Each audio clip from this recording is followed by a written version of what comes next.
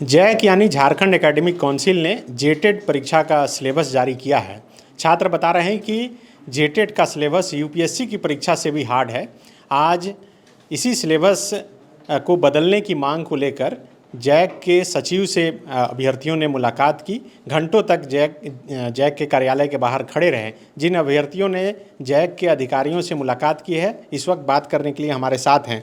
आप गए थे मिलने के लिए? जी, क्या बातचीत हुई, क्या शिकायत है आप लोगों की? हम लोग की शिकायत यही है सर कि जो जेटेट की जो प्रक्रिया है उसमें जो सिलेबस जारी किया गया है वो बहुत ही भास्ट है। और भास्ट ही नहीं, आपको ऐसा अनुभव होगा जब इसको पूरे अध्ययन करेंगे तो ऐसा लगे कि आप ऑनर्स कर रहे हैं, सब्जेक्टली ऑनर्स कर रहे हैं, अलग अलग सब्जेक्ट का आप ऑनर्स कर रहे हैं। तो इसमें जो 1 to 5 का जो जेटेट में सिलेबस दिया गया है, ये जेटेट जो बार बार बोल रहे हैं, जो लोग नहीं समझ पा रहे हैं उनके लिए बता दें कि झारखंड टीचर एलिजिबिलिटी टेस्ट जो 2016 के बाद फिर से परीक्षा होनी है, उसको लेकर सिलेबस जारी किया गया है। ये बता रहे हैं कि उसका सिलेबस बहुत हार्ड है। आप क्या बता रहे थे डिटेल में? हाँ, जो शिक्षक पात्रता परीक्षा है झारखंड में 2 बार हुआ है, 2013 और 2016 में। तो उस समय सिर्फ 2 ही बार हुआ है? 2 ही बार हुआ है आज तक। तो 2 बार हुआ है, उसमें एनसीटीई जो है, एक एनसीटी जो काउंसिल होती है, नेशनल एलिजिबिलिटी जो टीचर काउंसिल होती है, वो क्या है कि वो रूल्स बनाती है, उसका पूरा इसमें वायलेशन किया गया है। उसका जो है इसमें पूरा वायलेशन किया गया है। उसमें 1 to 5 और 6 to 8 में 1 to 5 है कि सेकेंडरी स्टेज तक जो है उसमें क्वेश्चन पूछा जाता है। लेकिन इसमें क्या है कि इसमें कहीं जिक्र ही नहीं है उसका। इसमें हम लोग एक पॉइंट लिखे हैं कि कक्षा 1 to 5 के लिए जो पाठ्यक्रम निर्धारित है उसका जो माध्यमिक स्तर हो सकता है, लेकिन इसमें जिक्र नहीं है। और पेपर 2 में क्या है कि इसमें हम लोग को ग्रेजुएशन लेवल का हम लोगों को सिलेबस दिया गया है। और आप ऐसा अनुभव होगा कि लगेगा कि हम लोग पात्रता परीक्षा नहीं दे रहे हैं, ओरिजिनल क्या है कि हम लोग टीचर का एग्ज़ाम लिख रहे हैं। 1 to 5 में ये किया गया है कि जो मैथमेटिक्स है, जो आर्ट्स बैकग्राउंड के हैं, जो कॉमर्स बैकग्राउंड के हैं, जो बायो लिए हैं और वो मैथ नहीं लिए हैं, वो मैथ को कभी सॉल्व नहीं कर सकते हैं। इंटीग्रल कैलकुलस दिया गया है, डिफरेंशियल कैलकुलस दिया गया है, ये मैथ्स में दिया गया है। इसमें से जो 1 to 5 है, इसमें जनरल स्टडीज़ का जो पेपर है उसमें सिलेबस दिया ही नहीं गया है। सिर्फ उसमें बताया गया है कि आपको जनरल स्टडीज़ पढ़ना है, उसमें वर्गीकरण किया ही नहीं गया है। तो आप बताइए कि सागर के जैसा जिसमें सिलेबस दिया रहेगा उसको हम लोग कैसे पढ़ेंगे? तो क्या बोले आप, जो सचिव साहब से मिले आप लोग, क्या बोले वो?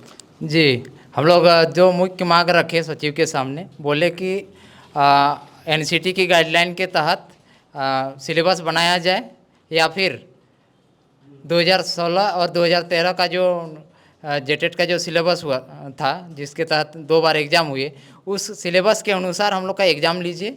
और दूसरा हम लोग का एक मांग था, खंड वाइज अभी एक बाध्यता रख दिया गया है कि खंड वाइज आपको पास करना है प्रत्येक सब्जेक्ट में। तो हम लोगों ने ये मांग भी रखा है कि देश भर के किसी भी राज्य में इस तरह की बाध्यता नहीं है। यहाँ तक कि सीटेट में भी खंड वाइज पास करने की बाध्यता नहीं है। इसलिए हम लोगों ने ये मांग रखा है कि खंड वाइज जो पास करने की जो बाध्यता है उसका तत्काल हटाया जाए।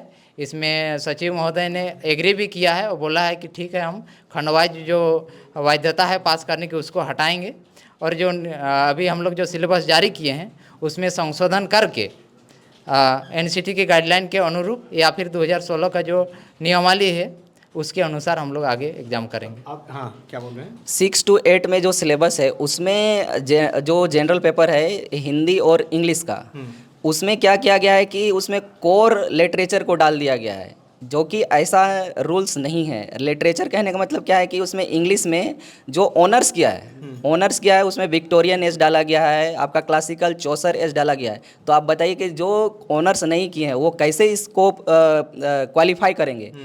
उसके बाद जो है कि जो सोशल स्टडीज़ किया है वो इतना भास्ट है कि सीटेट से भी बहुत माने भास्ट सिलेबस है। उसके बाद जो है रीजनल लैंग्वेज को लेकर के सिलेबस जारी नहीं किया गया है। तो आज रीजनल लैंग्वेज के बारे में भी चर्चा हुआ, तो वो बोले कि शाम तक आज जारी किया जाएगा। तो अभी उसका भी जारी नहीं हुआ है। और जो खंड वाइज जो कट ऑफ है, हम लोग बार बार इसका डिमांड कर रहे थे कि खंड वाइज जो बाध्यता है उसको समाप्त किया जाए और जो एनसीटी का गाइडलाइन कहता है उसके अकॉर्डिंग लीजिए ये पूरा। और एक चीज़ इंटरेस्टिंग ये बात है कि जो साइंस का है, जो फिजिक्स केमिस्ट्री मैथ है, वो आईआईटी दिल्ली का जॉइंट इंट्रांस एग्जाम होती है पीजी का, एमए का, उसका एकदम कॉपी करके इसमें डाल दिया गया है। तो ये बताइए कि हम लोग पात्रता परीक्षा दे रहे हैं और पात्रता परीक्षा देने के बाद हम लोग एमए का फिर देंगे, एमए वाला। तो ये बहुत गंभीर अन्याय हो रहा है, बहुत अन्याय है सर। आपके अनुसार ये जो सिलेबस है इसके अनुसार परीक्षा हो जाए तो कितने % लोग पास कर पाएंगे? देखिए, जो सिलेबस दिया गया है, इस सिलेबस में जो है अगर आपको पास करना है तो एक टाइप से देखा जाए तो आपको हर एक सब्जेक्ट से आपको ग्रेजुएशन करना होगा, और उसमें भी जो कठिनाई, अलग अलग सब्जेक्ट, हर एक अलग अलग सब्जेक्ट का आपको ज्ञान होना चाहिए। जैसे हम लोग 1 to 5 में है तो उसमें जैसे आप मैथ का ही सेक्शन देखिएगा तो 11-12 में जो इंटीग्रेशन होता है, डिफरेंशिएशन होता है, वो सब को डाला गया। जो छात्र 11-12 में जो आपका मैथ लेके पढ़ाई करते हैं तो वही छात्र बस उसको बना पाएंगे, ठीक है। तो इसमें जैसे 1 to 5 में तो मतलब सभी को, जैसे अगर कोई कॉमर्स लिया है, आर्ट्स लिया है, या फिर और भी माने मैथ सेक्शन को लेकर दूसरा कोई भी सेक्शन से अगर उसने 11-12 किया है तो वो सारे ही छात्र बैठते हैं। तो हम लोगों ने सर के साथ साफ साफ यही कहा कि सर हम लोग के साथ जो है इतना माने एक्सपेरिमेंट आप लोग क्यों कर रहे हैं? साफ बात है, मतलब कि देखिए, एक तो आपका प्राइमरी जो शिक्षा है वो आप संविधान का अगर 21 कम में हम लोग का साफ उल्लेखित है कि 6 से लेकर 14 साल के बच्चों को निःशुल्क शिक्षा दिया जाएगा, जिसका मतलब है कि ये शिक्षा इतना इम्पोर्टेंस है कि यही जो है मतलब सभी छात्र का भविष्य मतलब आगे का तैयार करता है। क्योंकि इसी जो मतलब दौर में आपका जो है बच्चों का शारीरिक और मानसिक विकास दोनों होता है, और इसमें जो शिक्षक का जो आकलन किया जाता है उसमें ये देखा जाता है कि जो शिक्षक है वो छात्रों को मतलब कितने तरीके से पढ़ा सकते हैं। अब जैसे उदाहरण ले लीजिए कि क्लास में अगर कोई बच्चा रो रहा है तो आपको उसका रोना देख के समझ में आ जाना चाहिए कि बच्चों को दिक्कत क्या है। अगर मान लीजिए यहाँ पर आप आईआईटी का सिलेबस दे के उस टीचर को वहाँ पे लाइएगा तो वो जो है जो टीचर है वो उस प्रॉब्लम को नहीं समझ पाएगा। तो मतलब कि जिस मतलब शिक्षा के लिए आपको जिस टाइप का टीचर का ज़रूरत है आप उसको रखिए ना। और आपने तो सीधा सीधी जो आप कहते थे कि हम लोग का मैंने जो दिशा निर्देश के हिसाब से ही है, तो हम लोगों ने भी उनका दिशा निर्देश देखा तो उसमें भी यही लिखा गया है कि 1 to 5 के लिए आपका मैट्रिक स्तर तक होना चाहिए और 6 to 8 के लिए आपका इंटर स्तर तक का होना चाहिए। तो हम लोग तो साफ साफ बताएं कि सर देखिए, आप जो इंस्ट्रक्शन दिखा रहे, जो एनसीटी का इंस्ट्रक्शन है, और इंडिया में सबसे बड़ा जो पात्रता परीक्षा होता है वो सीटेट का होता है। तो सीटेट का आप उठा लीजिए, या फिर इंडिया में जितने भी ज़िले हैं सभी ज़िलों का अगर आप उठा के देख लीजिए तो कहीं भी ऐसा सिलेबस का जिक्र ही नहीं है। और इस टाइप से अगर आप सिलेबस बनाते हैं तो ये मतलब झारखंड के जो छात्रों के ऊपर मतलब कितना बुरा प्रभाव पड़ेगा। तो यही सारे बातों को लेकर हम लोग जो है शिक्षा सचिव सर से भी बात किए, और ये भी हम लोग बोले कि सर देखिए, आप लोगों ने तो सबसे पहले जो प्राइमरी जो शिक्षक है आपने तो उनका पेमेंट को आधा कर दिया। आपने जो प्राइमरी शिक्षक है उसको तो आप लोग सम्मान नहीं दिया, फिर भी हम लोग चुप रहे। लेकिन आप जो है जो ग्रामीण क्षेत्र के जो मतलब एकदम बुनियादी शिक्षा होता है, ये शिक्षा के ऊपर में अगर कहा जाए तो ये पूरी संविधान में एक आर्टिकल ही लिखा गया इस शिक्षा के ऊपर में, और इसको मौलिक कर्तव्य में, मौलिक अधिकार में जोड़ा गया। मतलब कि इतना बड़ा मतलब आप लोग संविधान के साथ भी खिलवाड़ मत करिए। तो देखिए, झारखंड में चाहे कोई कमीशन हो या काउंसिल हो, उसमें बैठे अधिकारियों की लापरवाही कितनी है आप समझ सकते हैं। जेपीएससी और जेएसएससी की कई कहानी आपने देखी सुनी कि किस तरह से लापरवाही हुई और छात्र भुगत रहे हैं परीक्षा देकर। अब बारी जैक की आई है तो जैक के तरफ से भी वही लापरवाही सामने आ रही है। जो स्टूडेंट हैं वो बता रहे हैं कि आईआईटी का सिलेबस जो है उठाकर कॉपी पेस्ट कर दिया गया है। अगर पास करना है तो छात्र को हर सब्जेक्ट में ग्रेजुएशन इतना पढ़ना होगा, ग्रेजुएशन करना होगा, तभी वो सफल हो पाएंगे।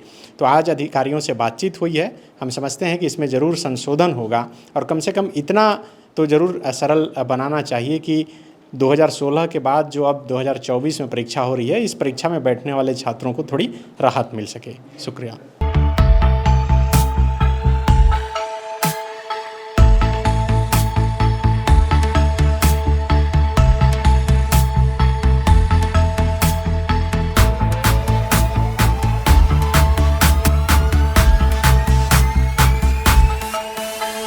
बायोम मेडिकल प्रिपरेशन का एकमात्र संस्थान जहां है complete digital classrooms, individual doubt counters, video lectures, student tracking system, library facility, 100% result oriented rankers batch, study package and class notes in PDF. thefollowup.in.